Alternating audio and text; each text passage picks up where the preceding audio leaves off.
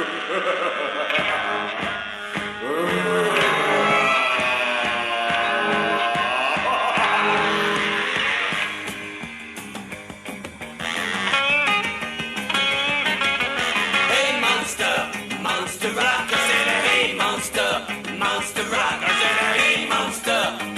rock. Everybody doing the monster rock. Hey monster, monster rock. I said hey monster, monster rock. I said hey monster, monster rock. Everybody doing the monster rock. You can do it very jerky, you can do it very stiff. Do it in a coffin, you can do it in a lift. Hey monster, monster rock. I said hey monster, monster rock. I said hey monster, monster rock. Everybody doing the monster. Hello and welcome to episode 168 of the Rollo and Slappy Show. Today is October 28th, 2019. I am Rollo McFlugel, and with me is Slappy Jones 2, and we are both from McFlugel.com. The show notes page for this episode will be McFlugel.com/168, where you'll be able to find links to the things we talk about, as well as ways to check out our sponsor, LibertyMugs.com, where you can find awesome libertarian-themed mugs and stickers and shirts and some other things. And I forgot, since it is the week of Halloween, I was going to start the episode by going, or something. But I still got it in. If that tickles anyone. So, yeah. Good work. Yeah. So, happy Halloween, everyone. I know it's a lot of people are big fans of Halloween. I still have not bought any Halloween candy. I got to do that, I guess. Neither have I, actually. And my daughter's birthday is the day before Halloween, Mischief Night. Right. Yep. So, I will be... Yeah, I mean, part of me, I'm torn. I'm torn on what I should do about buying Halloween candy. Because this will be the fourth Halloween I've had at my house. And I have had 0 trick-or-treaters. Seriously? Yes. You should buy lots of candy. And if no one comes, you eat it. That's the problem. I don't want to eat it. Because even though I like candy a lot, but that's the problem. And Not good for you. no, it's not good for you. It's the only time I ever buy candy is for Halloween. And it ends up... Yeah. And I know, and there's been times where I've not been home for Halloween. And you say, well, how do you know you haven't had any trick-or-treaters? Well, because when I'm not home, I leave the entire bowl outside, which if there were any trick-or-treaters, I would hope they would just take everything. Should be empty. Yes. If someone comes to my house and In fact, I might go trick-or-treating at your house if you're not going to be home. But no, well, you come regardless, because the first person that shows up is getting all of the candy. Because there's probably not going to be another person after that. And if there is, then I just turn the light out and, no one shows up. Although the neighbors across the street, the kids are getting a little bit older, so I don't know what they're going to do, if they're going to... Although... A little bit older as in going to start trick-or-treating? Or not go at all? Like, what are we talking, teenagers or like 4-year-olds? No, like 4-year-olds. Okay.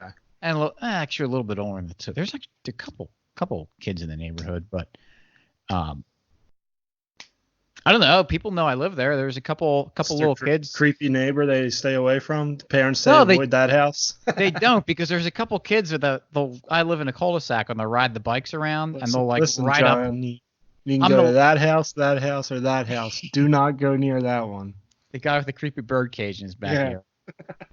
No, because I'm the last driveway in the cul-de-sac, so there's like little kids, when they're like riding their bike, they'll ride their bike up my driveway, and I'll be in the backyard and just kind of wave to them and say, how's it going? So they're not afraid of me, as far as I know. But they just don't come to get candy.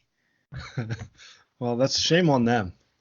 It is a dark cul-de-sac, though. It is. And it's off of kind of a main road that you really don't want to be having pedestrian traffic. Walking up and down. Right. Well, not a main road. It's not a main night walker.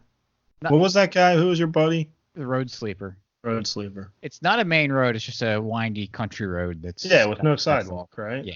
Yep. Yeah. Well, I guess we could consider that a main road, considering where I live. Right. Is it tractor safe? Oh yeah, people drive tractors on it. Actually, that's how they plow the roads where I am, with huge tractors. It's awesome. And my neighbor actually plows the cul-de-sac in everyone's driveways. I think I mentioned that before with his tractor. He's got a front end loader on it and a plow in the back. Oh, it's fantastic. I usually give him an alcohol. Healthy handshake and a pat on the back. And some alcohol. There you go. At the end of the season. All right. So why don't you introduce our episode topic this week? Sure. So earlier today, Rallo sent me a link to an article in the American Conservative. Now, it's dated May 14th, 2019, and it is by Patrick J. Buchanan, Pat Buchanan. First question, Rallo, how'd you find this? It's a little, did it come up on a feed somewhere, or it's from about 6 months ago or so? No, well, we were trying to think of things to cover last week, and kind of tariffs popped in my head. Oh, so you did a little searching? Yeah, I was searching for stuff, and I was actually, I think I was looking up on like, I don't remember. I don't remember what I was looking up. I was looking up stuff on like Mother Jones and the Daily Cause. Right. Like, well, hold on, let me see what the conservatives are saying about tariffs. So yeah, so I think my response was something like yuck. Yeah. So, yeah, why don't we read it? Why don't we go through and talk about it? Yeah. Because it is something, actually, what kind of popped tariffs in my head was, I know it's kind of in the news, Trump talking about tariffs and everything, but we had some mutual friends we're hanging out, out with, and I was surprised with some of the takes they had on tariffs. So I think it's good to talk through it. Yeah. All right, so let's get started.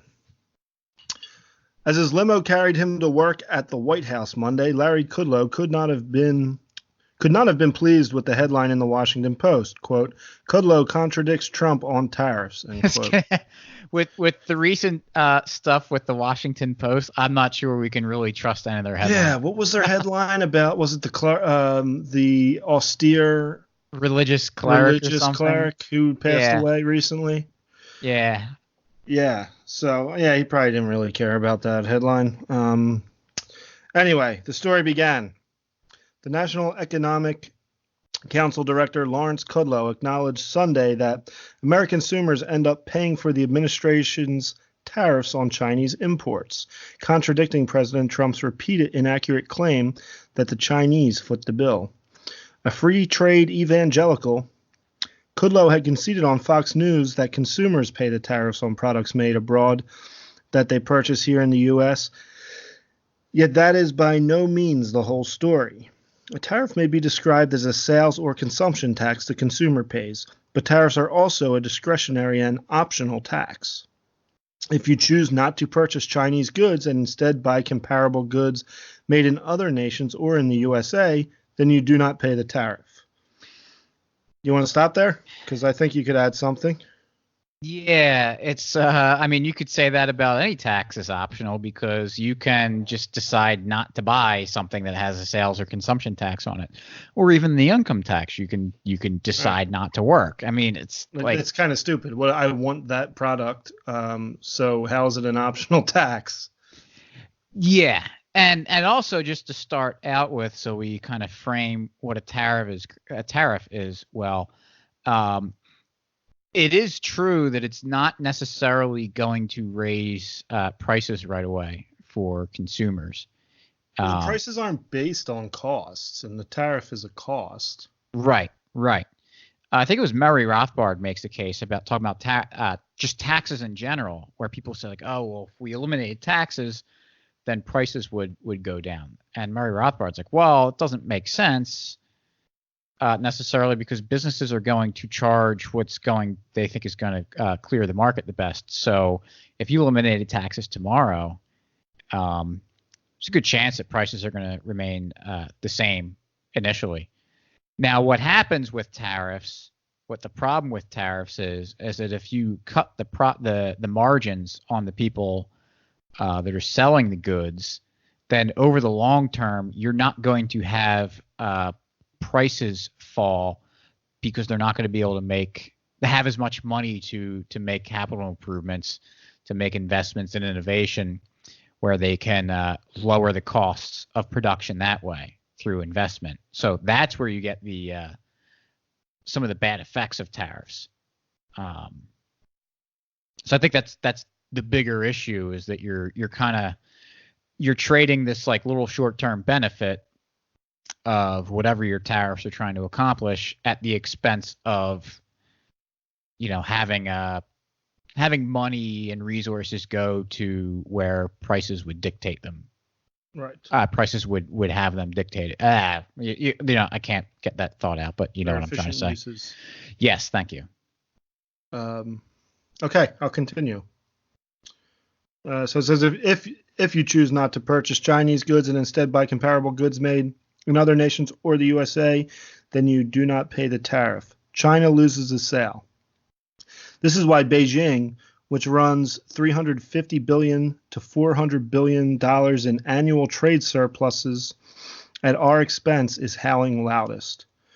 Should Donald Trump impose that 25% tariff on all 500 billion in Chinese exports to the USA, it would cripple China's economy.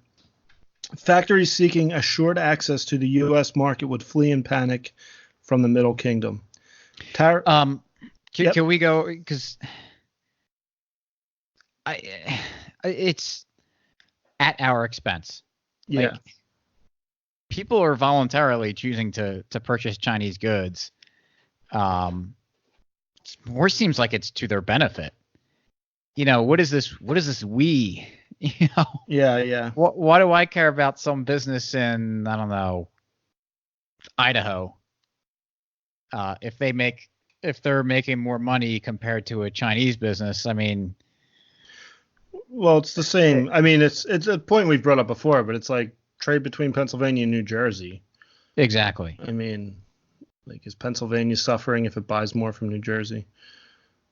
Yeah. Well, Pennsylvania should impose tariffs on New Jersey. I mean, what do you think let's like look at human capital, because we both live near Pennsylvania, New Jersey, Delaware borders. Like, should they impose tariffs on people commuting to and from different states to go to work, because they're taking their their labor from their own state and sending it somewhere else? Sending it elsewhere, yeah. Yeah, I mean, they're actually kind of, well, they do. Yeah, income taxes and also bridge tolls. Bridge tolls, but I guess that, at least in theory, is to maintain the bridge. Right. But it's like, what's really the difference? I mean, shouldn't Pennsylvanians be saying, we can't let New Jersey or Delaware take all of our labor. We should be using that in Pennsylvania. Pennsylvania should be, they're using our, Pennsylvanians' labor at our expense. Or look at the city of Philadelphia versus the suburbs. There's a lot more business done in Philadelphia versus the suburbs. I assume that's true. I didn't look that up. But both sides are okay with it. It's not like the suburbs are going, and they do try to attract business to the suburbs from the city by subsidizing things and giving tax breaks and what do they call tax abatement. They do try to attract the business basically so they can tax it. But I don't think anyone would argue that the people are worse off in the suburbs than they are in the city, or vice versa. Yeah, the market just kind of settles things out pretty well. Also, I don't know if he's implying this, but when he says like it would cripple China's economy, does he want it to be crippled? It sounds like it. I don't want it to be crippled. No, neither do I. But he said, should Donald Trump impose that 25% tariff, it would cripple China's economy. So, and I think he's arguing for the tariff, not against it, right? Yeah, I don't know if he's arguing literally for a 25% tariff, but I mean, he's got to acknowledge or he's got to understand that people are choosing Chinese goods for a reason. I mean, I don't think he's saying that consumers are stupid and that's why they're doing it. So if they don't have access to Chinese goods, I don't understand how he wouldn't see that as a detriment to American consumers. And I think we're going to get into this a little bit, how it's just ignoring that's what you have to, they're just ignoring the consumers. Right. So, shall I continue? Sure. Sure. So tariffs were the taxes that made America great. Yeah. They were the taxes relied upon by the first and greatest of our early statesmen before the coming of globalists Woodrow Wilson and FDR. I wonder what he thought about the whiskey tax. Made America great. Well, yeah, it made America great, I'm sure. Was that a tariff, though? No, I'm just saying, talking about. Goods.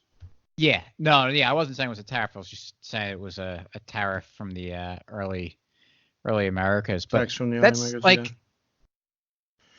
It was the only tariffs were like really the only tax they put on stuff other than the whiskey tax and some other things. So to say like, oh, that was the thing that made America great. The government was so much more hands off back then that like you probably could have picked any tax and you would have had a fairly similar result. I'm not going to, I don't want to say that it's all the same thing. It doesn't matter, but like, it's just kind of arbitrary. Just like pick one thing. And I know he's not saying that tariffs made America great, but he's saying that they were the taxes that did it. But like, you know, if you allow a lot of economic production to go unfettered and then you do this one thing, that one thing that you do probably isn't going to like destroy all of that. We have economic problems today because of a lot of things, namely having like a Federal Reserve that's constantly depreciating your money. So, I mean, would he be saying if they had a Federal Reserve back then and tariffs, I don't know that you would be saying, oh, yeah, that was the thing that, you know, America was made great with tariffs. It probably wouldn't have been as productive if you had some of the ball and chains that we have today on the economy. So. All right, so here's a good one for you. Tariffs to protect manufacturers and jobs were the Republican Party's path to power and prosperity in the 19th and 20th centuries, before the rise of the Rockefeller Eastern liberal establishment and its embrace of the British-bred heresy of unfettered free trade. Were they? I don't know that they were. I mean, I'm not a huge history buff to know exactly what the Rockefellers some of this don't stuff. have the reputation as being like libertarian free traders. No, and I mean they did a lot of other stuff that kind of was beneficial to the market, like the maybe that was he's not talking about Rockefeller oil in the early days when they rose to power, which I think was, you know, using the market pretty well. Sure. and doing a lot of good stuff, but I don't know. Well, it's kind of it's just, you know. Yeah, it's kind of funny to throw that in there. The British-bred heresy of unfettered free trade. The Tariff Act. Also, just like the heresy of unfettered free trade. Yeah. I guess he's denying the law of comparative advantage. There's not that many economic laws, especially popular ones, but that is one. Well, isn't that even Krugman said? Yeah, even Paul Krugman says you can't deny the benefits of comparative advantage. And I don't know how you can like be so aggressive and confident in talking about how awful free trade is when like the law of comparative advantage is just like sitting there staring at you like, well, what about me? I guess he has to be denying that the law of comparative advantage is correct.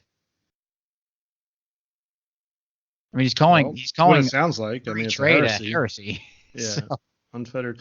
What? Yeah, well, whatever. I'd love to see. I'd love for him to explain why the law of comparative advantage is wrong. Yeah. I don't know. I don't know that he does it in this article.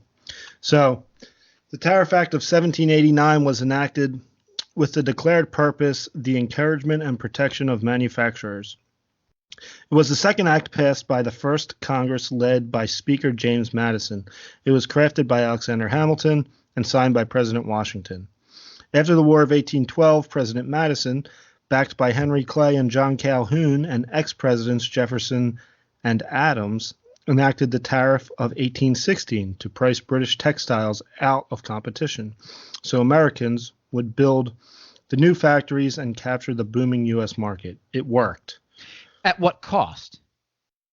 I mean, yeah, you might see that like there's some benefits. Obviously, protecting American manufacturers, if you don't allow by pricing competition from foreign production out, yes, it might make them profitable. Right.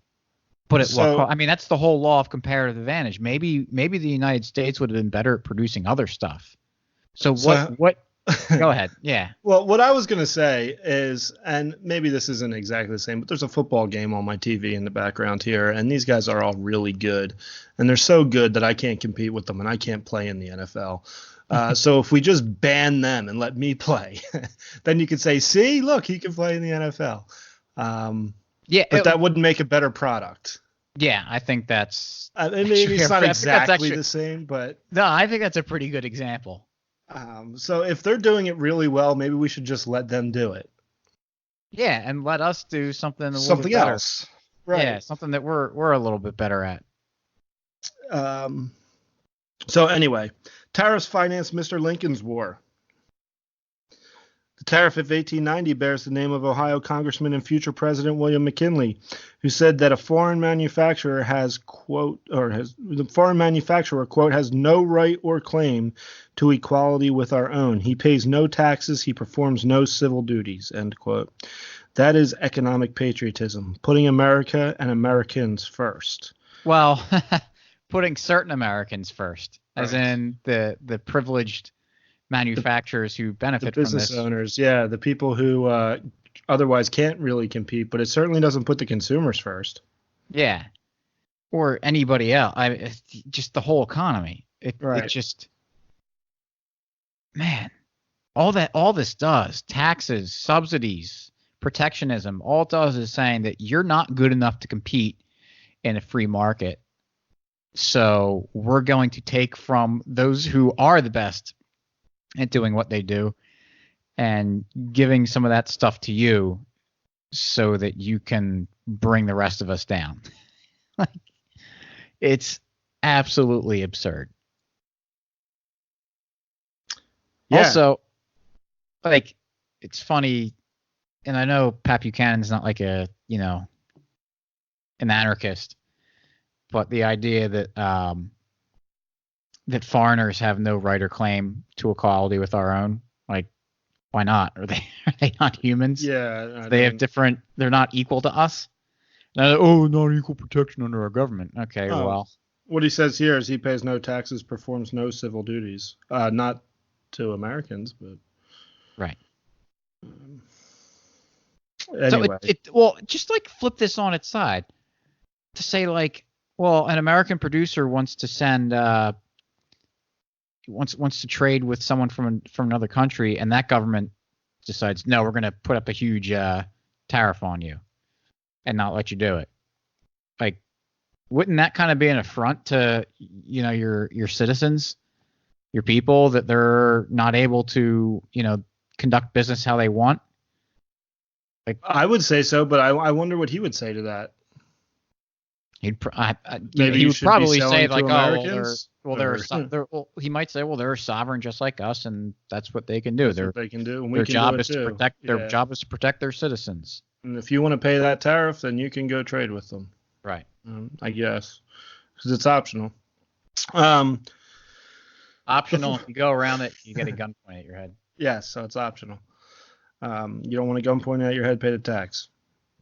The Ford-Macomber tariff gave Presidents Warren Harding and Calvin Coolidge the revenue to offset the slashing of Wilson's income taxes, igniting that most dynamic of decades, the Roaring Twenties. That the Smoot-Hawley tariff caused the Depression of the 1930s is a New Deal myth in which America's school children have been indoctrinated for decades. The Depression began with the crash of the stock market in 1929, 9 months before Smoot-Hawley became law. The real villain, the Federal Reserve, which failed to replenish that third of the money supply that had been wiped out by thousands of bank failures. Milton Friedman thought that. Is that?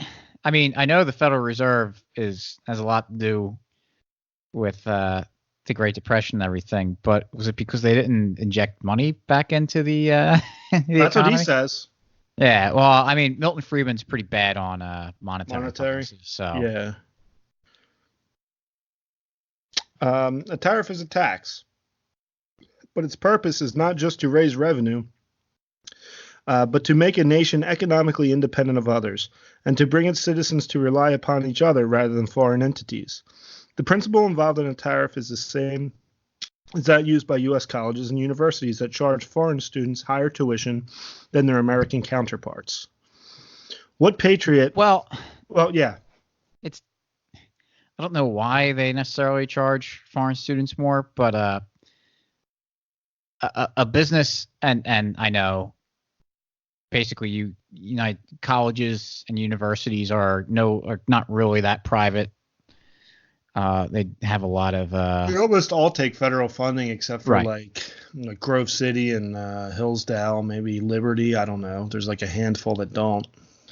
But if we're just talking generally and just trying to just say that they're just private businesses, just setting aside all of that. I know it's a big thing to set aside, but because a business decides to discriminate in one way does not give the government justification to do it.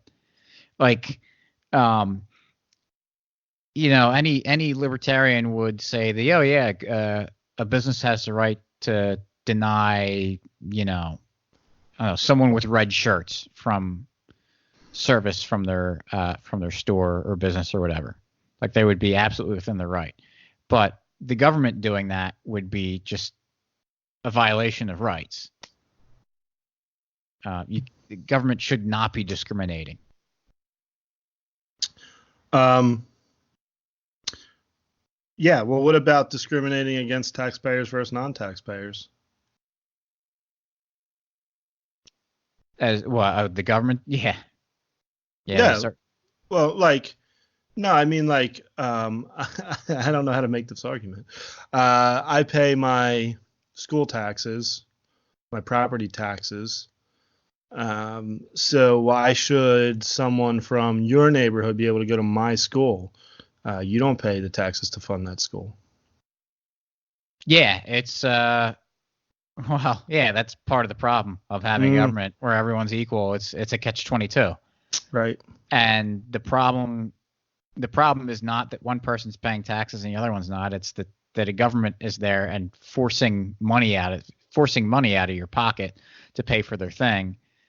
And then trying to say that, we're the enforcer of rights. And then, but the right thing to do, well, not the right thing, but what would the right make thing to do would be to abolish the schools. Right. But what would make more sense would be if you're paying for something, then other people shouldn't be able to freeload off you.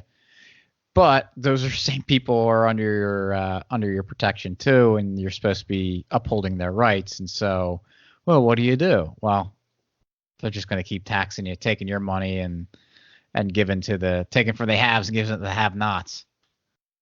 Because that is more profitable to them. So what patriot would consign the economic independence of his country to the invisible hand of Adam Smith in a system crafted by intellectuals whose allegiance is to an ideology, not a people? Wait. Let me read the next line. What great nation did free traders ever build? I mean, this is pretty bad. I know. This is like, I can't believe that. And I don't want to just say that, but I mean, look at countries that have more. I mean, this is so obvious to so many libertarians. You've heard this a million times, but there's a pretty strong correlation between the freer trade and the economic prosperity of a country. Yeah, and just like closing yourself off, and I know he's not suggesting to just totally close yourself off to trade, but like that would be an absolute disaster for a country to not trade to trade. Yeah. And so you just kind of like take it piece by piece and just little bit by little, and just by doing that, by just moving it. Well, what if we? All right, we don't know what free trade would do.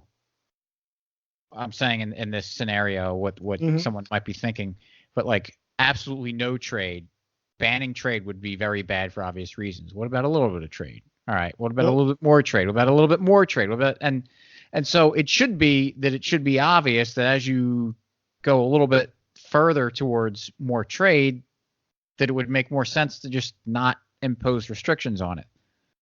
Well, here's a question: if tariffs are good for a country, right? Then why do governments like the United States put sanctions on other countries where they refuse trading? Shouldn't that be good?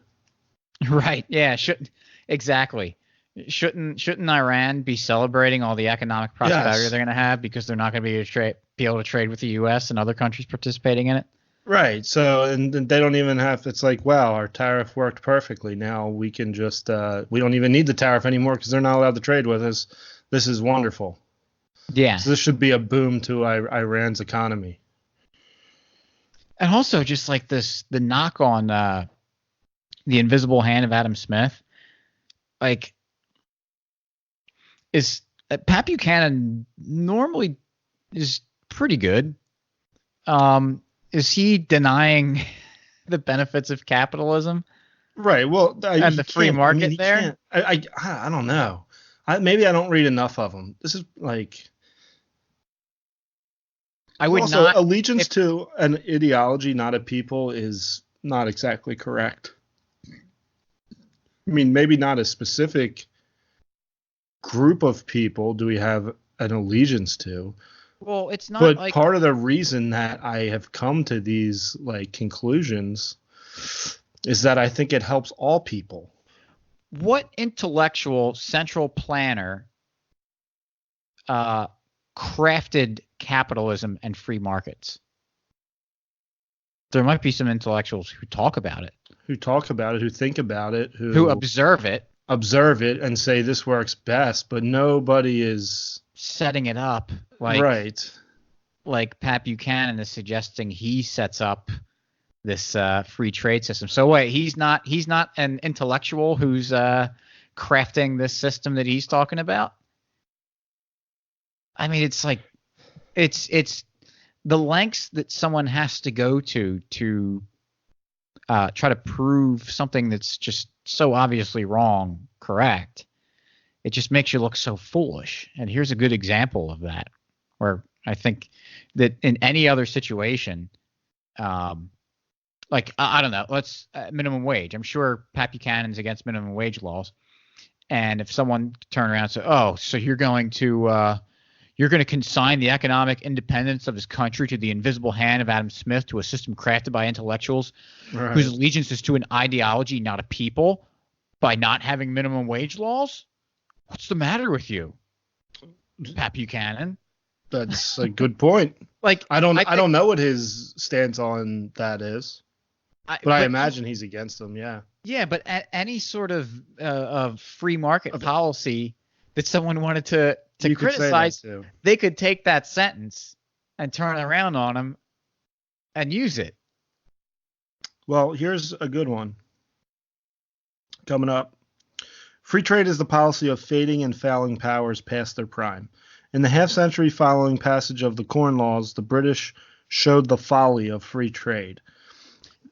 They began the second half of the 19th century with an economy twice that of the USA and ended it with an economy half of ours, and equaled by a Germany, which had, under Bismarck, adopted what was known as the American system. Of the nations that have risen to economic preeminence in recent centuries, the British before 1850, the United States between 1789 and 1914, post-war Japan, China in recent decades, how many did so through free trade? None. All practiced economic nationalism. I don't think that trade laws were the only thing on the table during all of that. I mean, it's what's another thing. It's funny because it's something that people who are kind of ignorant about economics make the mistake of. They don't consider the ceteris paribus condition, where all else equal. Like that's how you analyze something. You say, all right, let's just assume everything else is going to stay the same. What happens when we tweak this one variable? What do we expect to have happen? And when you put it into practice, just because you don't see, like, for example, we see it with minimum wage laws. There's like a city or something, they raise minimum wage, and they say, the 5 years later, unemployment didn't go up. Saw you people saying that minimum wage laws are bad. Look at how stupid and wrong you are. Well, there's a lot of stuff going on in an economy that's not just tweaking of minimum wage laws. So maybe other things were going on that made the economy a lot more productive, that absorbed people that would otherwise have been pushed aside by minimum wage laws, and that kept employment up. Yeah, and now I don't know what like the economy of Imperial Japan was, or Mao. I don't know exactly what they did. I have ideas, but do you think it got more restrictive or less restrictive in free trade as they grew? You know what I mean? Like, yeah. Like China, Michael Malice often says North Korea shouldn't be laughed at. First off, it's a very serious situation, but they're the last one standing. Every other communist country has opened up more than North Korea. Like North Korea is more closely living to that communist ideology than others. And I'm sure people would disagree with me on that. I don't know. But they're the last ones standing. China, USSR, Cuba's opened up. China opened up. So, yeah, China is growing, but it's not because they're becoming more isolated. Right. Oh, yeah. Yeah, I see what you're saying. Well, just look at in so many of these countries, they have to, like Nazi Germany was a good example, where the government it was so heavily centrally planned in Germany. Like they had everything had to be approved and passed through your all their raw materials. And I forget what they weren't they them. trying to be 100% run on German energy? I don't know. Like oil? I thought I read that in the Vampire Economy, although it's been a while since I read it. Yeah, I don't remember that specific point. But that's one of the reasons why they were invading other countries, because they were running out of resources, doing their own thing. But they had to turn a blind eye to a lot of black market activities, because they knew if they stopped them, then their entire economy would come crumbling down, because it would just grind everything to a halt. It was so bad. Their central planning was so inefficient, and destroyed price signals so much that you couldn't do anything. So they had, in order for something to keep going, for them to keep chugging along a little bit, they had to turn a blind eye to a lot of the black market underground stuff. So again, I know he's not suggesting that, the United States should impose Nazi fascism, but I mean, it's all kind of the same principles. That in each situation, you can take each policy by itself and say, well, what's going on? And it's a couple of privileged people in power saying that they know better than everybody else. Right. It's the same difference with tariffs. So you want me to read the end of this? Sure. The problem for President Trump? Once a nation is hooked on the cheap goods that are the narcotic of free that the narcotic free trade provides, it is rarely able to break free. The loss of its economic independence is followed by the loss of its political independence, the loss of its greatness, and ultimately the loss of its national identity. Brexit was the strangled cry of a British people that had lost its independence and desperately wanted it back. I don't know. Brexit thing kind of seems like a a non sequitur at the end a little bit. I would say so. Kind of funny that he kind of threw that in there. I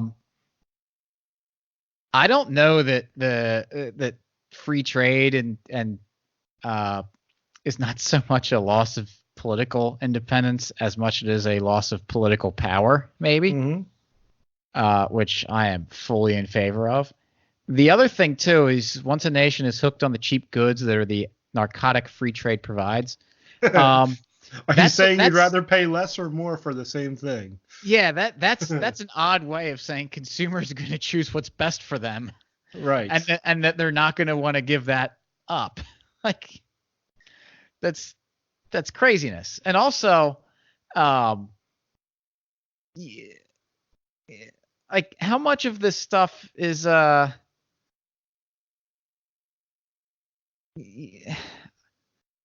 when I was reading this before, I had a point about the military industrial complex about and I forget how for a second I had an idea of how to fit it in here. But he's kind of like that's what I wanted to say. All right, he kind of calls this a narcotic, free trade a narcotic that keeps the economy going. Well, how much is the American economy boosted by the military-industrial complex? That there's this artificial demand for like military weapons. The United States has maybe a comparative advantage around the rest of the world. I know they make a lot of we produce a lot of aircrafts here, and a lot of that equipment. So if you want to talk about narcotics that our economy's based on, maybe take a look at the military-industrial complex and see how money's getting spent here and how businesses are thriving here. You think there might be some kind of narcotic there? Yeah, that's not providing great economic independence and political independence from the people, and also just kind of digging ourselves in a deeper hole because the government spending on government things is not exactly healthy for an economy. So I just think it's, just try to apply. It's like anything else. Just try to apply this, whatever someone's saying about one thing, to like everything else. There's nothing special about tariffs economically. Everyone tries, well, this is different. They try to say, well, immigration's different from everything else, or the military is different from everything else, or the police protections and security is different from everything else. The roads are different from everything else. It's not. Prisons are different from everything else. All economic activity is built on the same principles of praxeology. So you can't cherry. You got to have a really good reason to start cherry picking as to why normal economic principles no longer apply. And I think understanding free trade and tariffs is a lot easier to grasp than a lot of the other things I just mentioned. Not saying that Pat Buchanan agrees with me on the other things I mentioned. Yeah. But still. Well, right. I mean, Pat Buchanan is anti-war as far as I know. Yeah. I'm sure he's against the military-industrial complex. Yeah, I wasn't even thinking of that. So it should be something that he should be able to reflect on and say, yeah. You want to talk about and that doesn't, the fact that the military-industrial complex is an economic narcotic does not mean that free trade is not a narcotic. But still, It kind of like, it just seems really weird to say everybody wants it, but we shouldn't have it. Right. You know what I mean? Well, it's a little bit of a theme. It's not the first time he mentioned that. I think he said a little bit earlier about America, people choosing cheaper foreign goods. And it's like, well, they do it for good reason. And even if you want to say that, it's not as good quality. Well, maybe they're they don't care about that quality. They'd rather pay the cheaper price for the lower quality good than the more expensive price for the higher quality good, assuming that it is a higher quality good. So I don't know. It's just it's crazy. Just how like people shut their brains off on certain issues, and I think this is one where Pat Buchanan shuts his brain off. I agree. I don't know. I mean, I don't know. I don't know how he comes to these ideas. Yeah. I guess he kind of laid it out a little bit, saying that, we were getting textiles from Great Britain, and that's why he thinks it's good, I guess. Unfortunately, we don't get to see what could have been had we just got the textiles from Great Britain and did other things. Right. Maybe you should read some Hazlitt. Maybe we would be much wealthier. Hey, Basquiat was around in the 1800s. He was talking about the unseen. I don't know. I guess I'm a heretic. I'm a free trade heretic. I mean, Pat Buchanan can't be ignorant of Hazlitt and Basquiat. He can't be. And a lot of these other guys. So it just makes me want, does he like sit there and I'd love to see. He obviously thinks. I mean, he said it. They care more about this ideology than they do people or certain people. Yeah. I mean, that's got to be it, right? He didn't dispute the ideology. He didn't really. He just says he wants it to be better for American people. Where I would disagree is say it's not better for American people. Yeah, well, it's funny that I still can't get over that sentence about the invisible hand of Adam Smith and a system crafted by intellectuals. Because he's referring to Madison, Henry Clay, John Calhoun, Jefferson, Adams, George Washington. Those were the intellectuals at the time. Mm-hmm. And these tariffs that they're talking about were from the intellectuals. That's who crafted them. And I guess he's going to say, well, no, it's because they did it for the people, not for an ideology. Well, it's just not. I could say they did it for the unicorns. Yeah. And it makes about as much sense. It's as I can prove that as well as he can prove that they did it for the people and not for their own ideology. It's not. You can't base anything on that. It's funny. Again, people shut their brains off when they. Yeah. I thought about bringing up that optimal trade tariff theory thing that we were talking about before. Yeah. Which I don't think we should. But anyway, I will briefly talk, I guess, on Michael Malice's show a couple weeks ago. They had a guy on, John Carney's his name, and he kind of laughed at the protectionism, which is all that Pat Buchanan was talking about. And he's saying everyone misses the point of tariffs. It's not about protectionism. It's this optimal trade tariff, whatever, that China was able to find. And this guy was a Pat Buchanan fan, and Pat Buchanan is clearly talking about protectionism. Right. Yeah, it's just, I don't know. Yeah. Well, whatever. You have anything else to add to it? Nope. You got a free market story? Yeah, I do. I have to schedule an eye doctor's appointment because it's been a little over a year since my last one. And I want to change my eye doctor, so someone that's not an hour away from where I used to go before I moved out here. And so one of the offices near me, I went on their website today, and they have I'm looking it up right now because I don't remember what it's called. I think this is it. No, this is not it.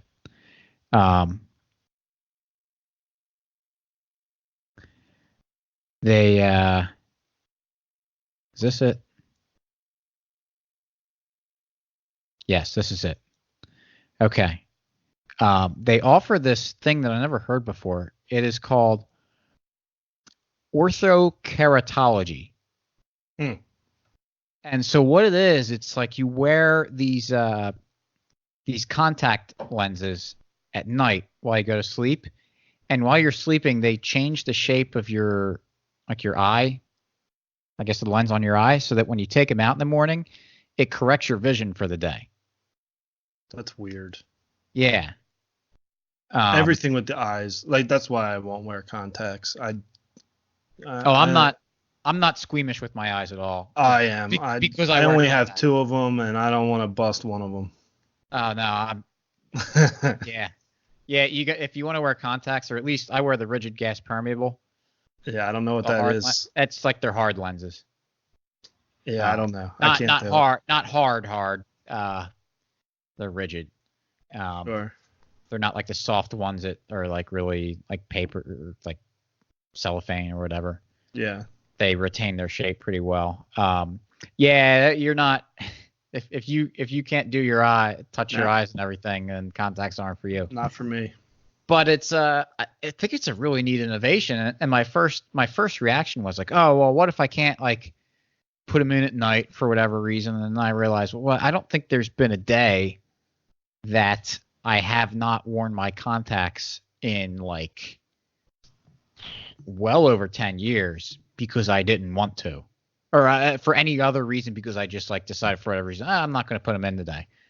Not because like for whatever reason I couldn't put them in. So whether I'm putting them in the morning or taking them out in the morning and putting them in at night, it really doesn't make a difference to me. So I'm actually going to ask.